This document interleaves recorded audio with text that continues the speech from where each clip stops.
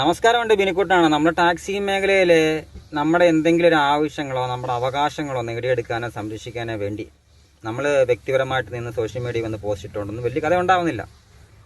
പക്ഷെ അതിലൊരു കേരളത്തിൻ്റെ ഒരു രീതി വെച്ച് എനിക്ക് തോന്നുന്നു ചില ഒന്നോ രണ്ടോ സംഘടനകൾ മാത്രമേ ഇവിടെ മാറി നിൽക്കുന്നത്. ബാക്കി എല്ലാ സംഘടനകളും സംയുക്തമായിട്ട് ഇതിനു വേണ്ടി ഇറങ്ങാറുണ്ട്. ഒരു പണിമുടക്ക് വന്നാലും ഒരു ദേശീയ പണിമുടക്ക് വന്നാലും മുന്നോട്ടിറങ്ങി വന്നാൽ നമ്മുടെ അവകാശങ്ങൾ സംരക്ഷിക്കാനും വേണ്ടിയും നമ്മുടെ ആവശ്യങ്ങൾ അർഹതപ്പെട്ട ആവശ്യങ്ങൾ നേടിയെടുക്കാൻ വേണ്ടി നമ്മൾ സമരം നടത്താറുണ്ട്.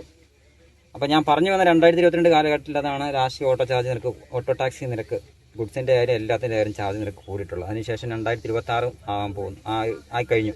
2020 പകുതി ആയിക്കഴിഞ്ഞു. അപ്പോൾ 2020 മുന്നോട്ട് പോയിക്കൊണ്ടിരിക്കുകയാണ്. അപ്പം ഈ ചാർജുകൾ വർദ്ധിക്കേണ്ട ആവശ്യകത വളരെ ഇമ്പോർട്ടൻ്റ് ആണ്, ഓട്ടോ ചാർജ് നിരക്ക്. അപ്പോൾ അതിനെതിരെ എല്ലാവരും സംയുക്തമായിട്ട് ഇറങ്ങണം.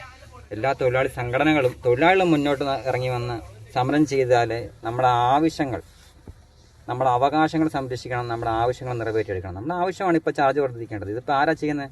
സ്വയം ഏതെങ്കിലും സർക്കാർ ചാർജ് കൂട്ടി തന്നിട്ടുണ്ടോ? ഇല്ല. അപ്പോൾ സമരങ്ങൾ നടത്തിയാൽ മാത്രമേ ഇത് പറ്റൂ. കാരണം ആവശ്യമുള്ള കാര്യമാണ്, അനാവശ്യമായ ഒരു കാര്യമല്ല. ഇപ്പോൾ നമ്മുടെ ആവശ്യമാണ് ചാർജ് നിരക്ക് വർദ്ധിക്കുക. മിനിമം ചാർജ് പോട്ടെ, റണ്ണിങ് ചാർജിങ്ങിനും വർദ്ധിപ്പിച്ചെടുക്കേണ്ട ആവശ്യം നമുക്കിപ്പോൾ ഉണ്ട്. അതിന്